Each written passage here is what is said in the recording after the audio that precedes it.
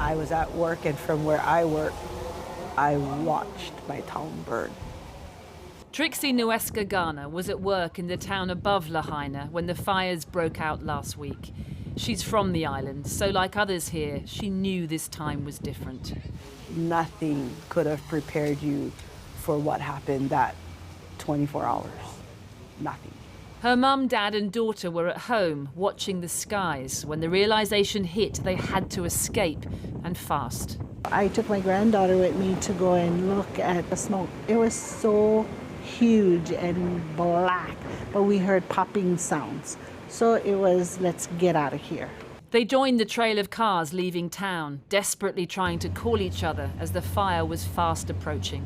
We can see the goal in the sky, but the wind just, it shaked our whole, cars. It's dark, people are looking for shelter.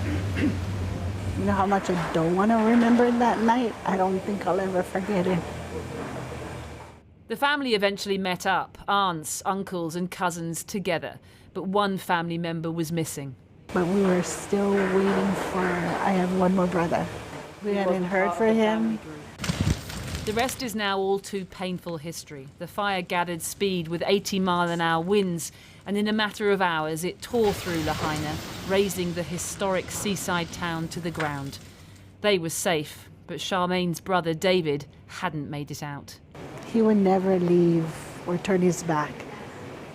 He might have been with the hose trying to fight the fire himself. When he died.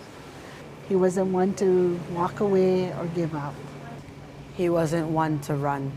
Trixie returned to their home in Lahaina the next day. She didn't see her uncle's body, but they've since been told he was recovered on what's left of their home.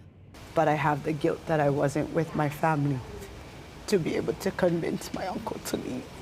Trixie said nothing could prepare her for what she saw.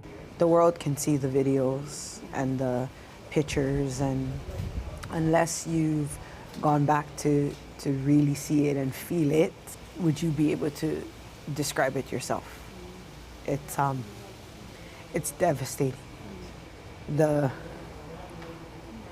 town that was my home, that was a home for many, they lost everything. Loved ones. Material things can be replaced in time, but the sentimental meanings of those material things sometimes cannot be replaced. You can't replace your loved ones. It will take weeks or even months to recover all those lost in the fires. In the meantime, the pain is being replaced with frustration and fear that in the effort to rebuild, big multi-billion-dollar corporations will move in and local Hawaiians will get left behind, a tension that's simmered here for years. Well, earlier I spoke to Kaniela Ing, who used to represent Maui in the Hawaii State Legislature and now leads a climate change campaign group, the Green New Deal Network.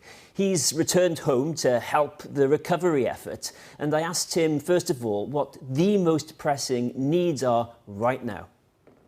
There's 1,300 people still not accounted for, missing. So the most pressing need is to find people's loved ones.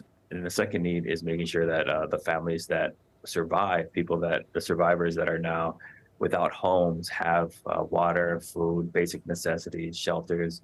And thankfully, even before the government and big institutions were able to act, a lot of community folks came together and provided what folks need. There was actually a huge, overwhelming response, and sometimes too much donations to even manage. So we're actually at this point asking people to space it out more for the long run.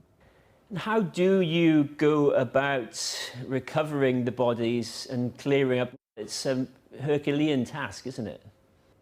There are a lot of people in the community that just want to help, but it's trying to remind folks that with asbestos and lead and a lot of toxins flying around the air, you might not be able to see it, but you are breathing it. So really only professionals with the right respiratory equipment and first responder professional equipment should be out there right now. And in fact, when we did open up the road a couple of times, we had a flurry of tourists come in just to get that Instagram photo, and we consistently need to remind folks that that's of extremely bad taste, and it's actually getting in the way of the work that needs to be done. There are tourists still there on the island. Is that unhelpful then? I mean, what do you think those people should now do? Generally, yes, it's unhelpful. They should go to another island. Oahu is a great option. There is more capacity there, or go home. If you want to help, you can send money. But we do need all of the hotel rooms for survivors. We're still trying to place folks in situations that are dignified. Some are still sleeping in gyms, on cots, in tents, in parks, with their entire families, while they mourn, while they grieve. So, we just ask for the space to grieve and heal. We've spoken to a family who lost an elderly relative. They're worried that when Lahaina is rebuilt, it won't be for their benefit, it will be for the benefit of hotels and businesses. How much of a concern is that? It's a real concern. I mean, we have disaster capitalists, land speculators already hovering above the wreckage like vultures. We know that rebuilding will take years, and it's really time to just grieve and feel it. But on the other hand, like, land grabbers are already meeting with the elected officials to plan it out. So we need to do both at the same time, build power among the community, and democratically plan redevelopment. It's not right that we have to grieve, relief, recover, and rebuild all at the same time. But it's the reality of this extractive colonial economy that we operate under here in Hawaii. Okay, Kaniela Ing, thank you so much for speaking to us, and best wishes to you. Thank you.